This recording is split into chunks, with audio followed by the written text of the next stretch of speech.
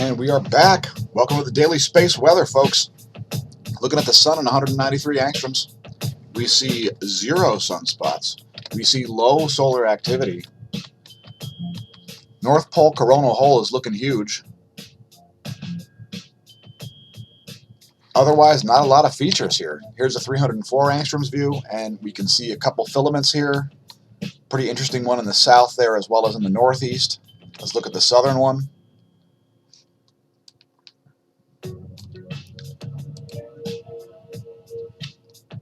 And we're going to look at cosmic rays in a minute, but first let's talk about funding the channel. Please support the channel via Patreon, patreon.com/smAsho.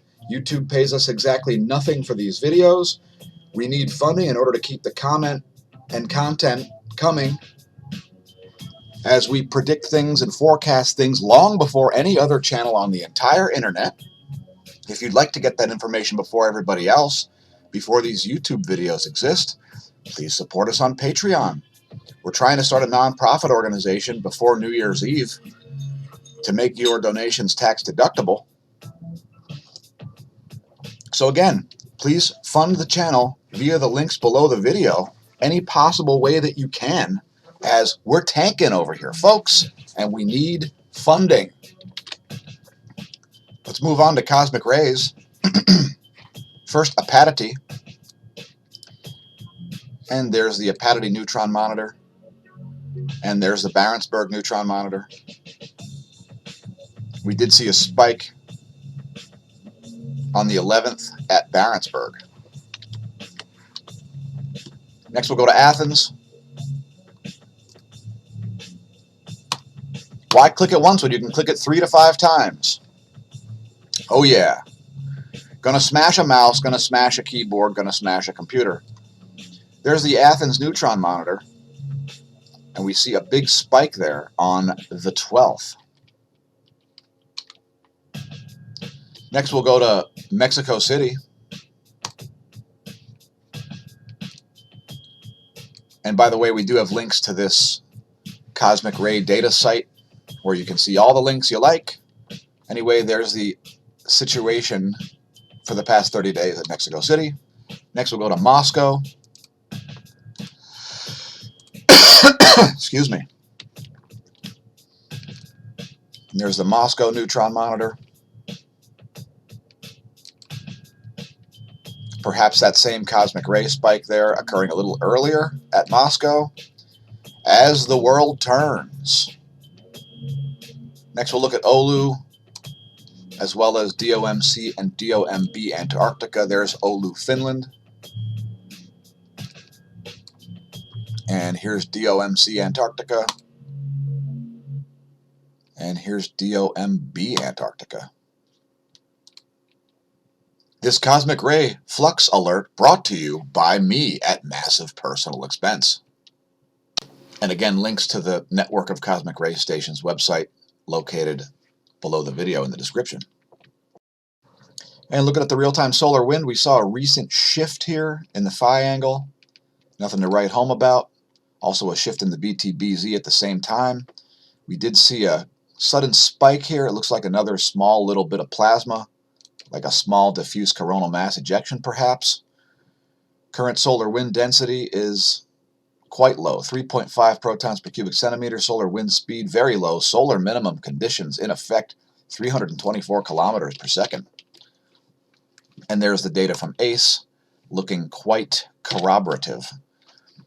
Here's the magnetosphere movie. We're just going to show pressure today, as there's not a lot to show with such a weak, diffuse, and slow solar wind. We're going to archive 4 hours of data anyway, though, for you, the viewer. There is going to be a small spike here, that coming in right around 7:30 UTC, and that is that increased plasma density, as well as a little uptick in the plasma speed there, but very fleeting and going away very quickly. And we will see the implications to the global electric circuit right here. Here's 6:30.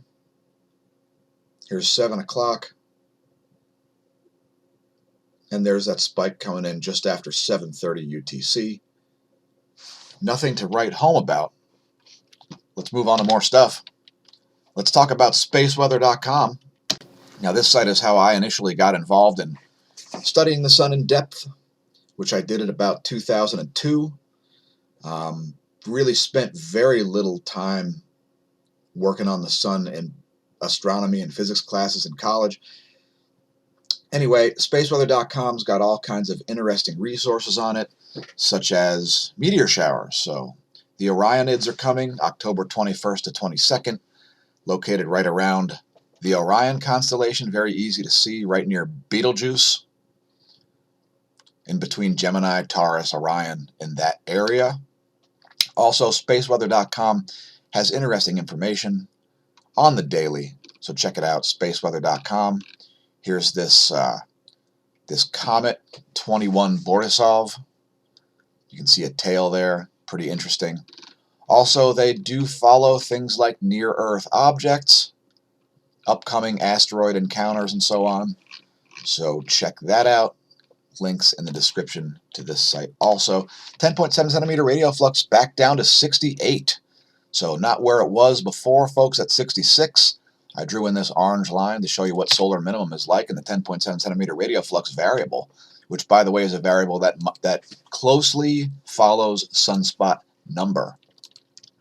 GOES magnetometer is looking a little bit smoother as we are firmly in the South Pole oriented portion of the current sheet.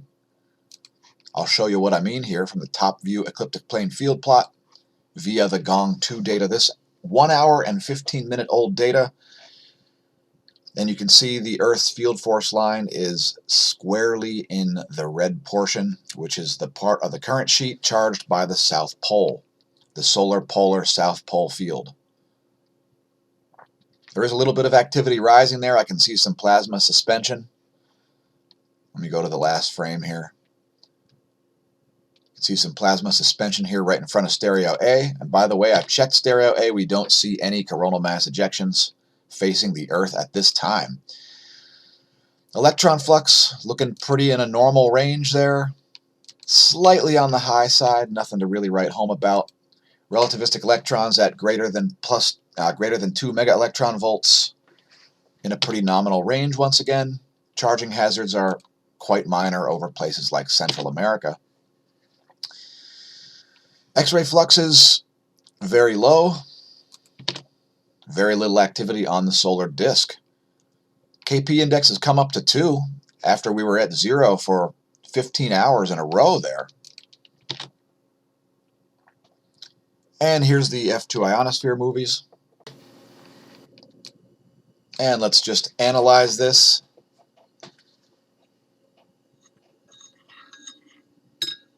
It's the last 6 hours, by the way, this courtesy of Australian Government Bureau of Meteorology.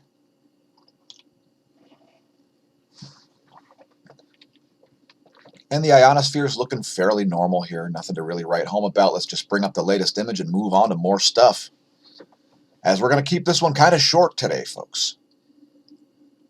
Anyway, there's the last image. Nothing to write home about there. And let's do the earthquake rundown. Over the past 24 hours, 4+ magnitude earthquakes included this 5.0 at Russia. This one coming in at 9:58 UTC yesterday, October 13th. And next on the list we see, wow, did you hear how many times I pressed the effing mouse button there, folks? That's fun. It's fun times. 4.1 at Alaska in the Aleutian Islands. Here's a 5.1 under my head there, south of Africa. Kind of an odd place for a quake there. Here's a 4.0 at Alaska. As the earthquake 6 and 7 and 8 and 9 magnitude drought continues, folks. We're seeing an exceedingly low number of earthquakes here for weeks and indeed months.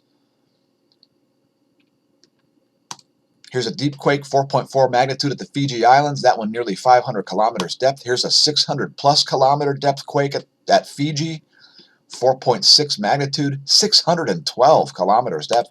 5.2 at New Zealand is next.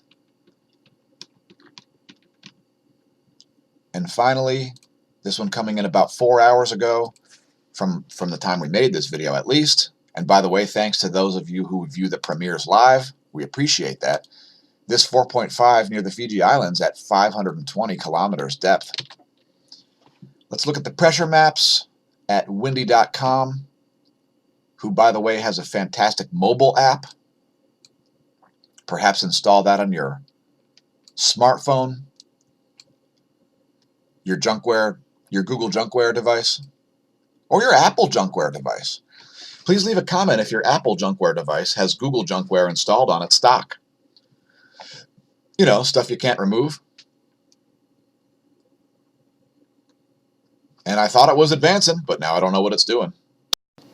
Anyway, windy.com's pressure map animation is broken right now. I'm not sure what's going on with it. I'm just going to move on, call it a day. Going to just do the volcano rundown and not worry about it.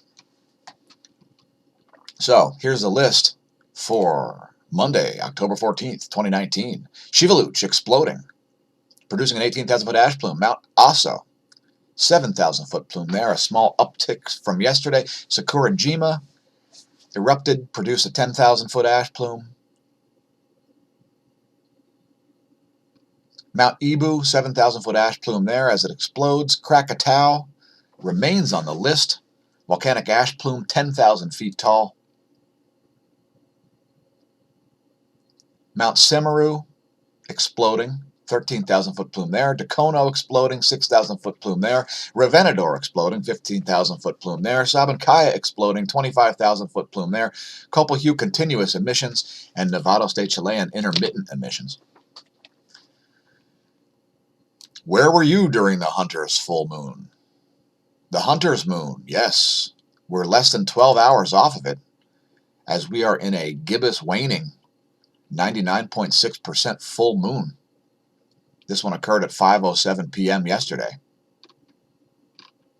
Check out timeanddate.com for all sorts of real-time calendars like that. Enhance your life, improve your understanding of astronomy, cosmology, magnetohydrodynamics, and more by viewing our YouTube channel and not having your head up your, you know. Anyway, Milky Way team for the win. Here's where stuff is in the solar system. And there's where it'll be in 1 week. Don't say I never gave you anything. Here's where stuff is a little farther out, above my head. It's 3:40. Do you know where your cosmology is? It's in the dumpster. Maybe not, maybe not. If you're a regular viewer, please leave a comment. Here's a real-time lightning maps. We see a little lightning kicking off in the southeast coast, as well as around the Caribbean, as well as the eastern Mediterranean. Lightningmaps.org. Check out your own lightning scenario. And I don't know. I don't know what's happening here. There we go. Weather Underground. The U.S. Doppler radar map. There's still some snow coming down in places in Montana. Wintry mix in South Dakota, where they're not asking for any more snow. I think they've had enough.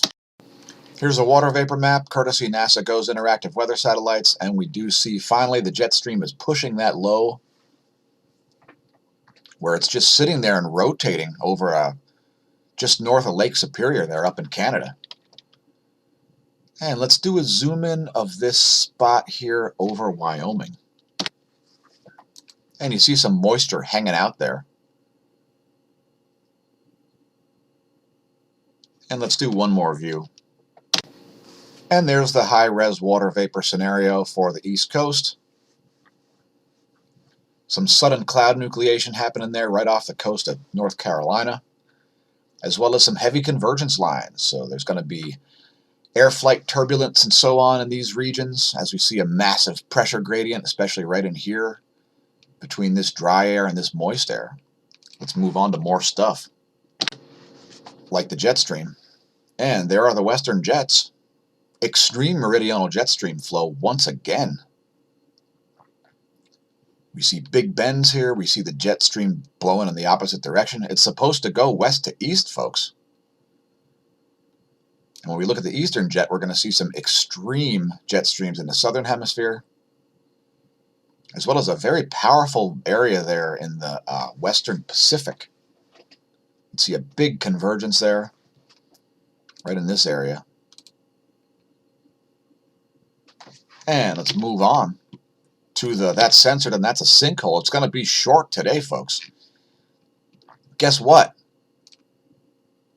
The Netherlands Central Bank has started stockpiling gold. That's right. De Nederlandse Bank, otherwise known as DNB or Dutch Central Bank, has shocked many with the claim that if the system collapses, the gold stock can serve as a basis to build it up again. Gold bolsters confidence in the stability of the central bank's balance sheet and creates a sense of security. Really? A central bank not espousing Keynesian economics? It's crazy. It's nuts. This Zero Hedge article also linked below the video. And we're not going to go any deeper into economics today.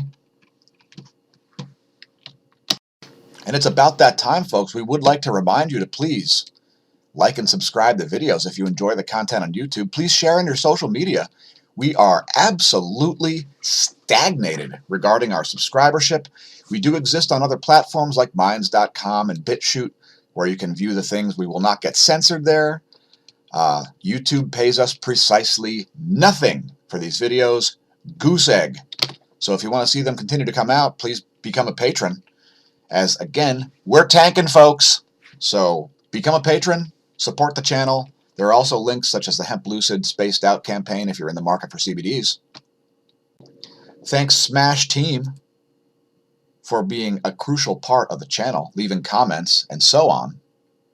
And thanks to everybody that actually recommends our channel, is involved in any way, as we're trying to put out these forecasts before anybody else, since we're obtaining the data before anybody else, and we're putting up these videos to share with our viewers, since part of the reason that I make these is because I'm not only smAsho, but I'm also a client, because I watch the videos myself and I show them to friends and family so that they're aware of things like coronal mass ejections before everybody else, as it takes people like Tamitha Skov 10 days to report on any solar data, and it takes people like NOAA and NASA like 2 or 3 days to report on an Earth-facing coronal mass ejection, when it takes us a few hours.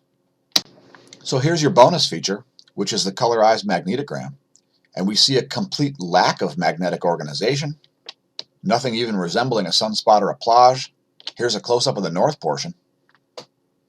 We're looking at about 7 hours and 15 minutes of solar data from today, Monday, October 14th.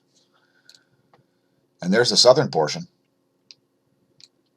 And there is not a lot going on. So we are out of here. Thanks again for tuning in, everybody. Remember, when you're staring at the sun, don't drink. And if you drink, stare at the sun anyway, just don't drive. And since it'll never be now again, may the solar wind be at your back and the atherosclerosis absent from your veins.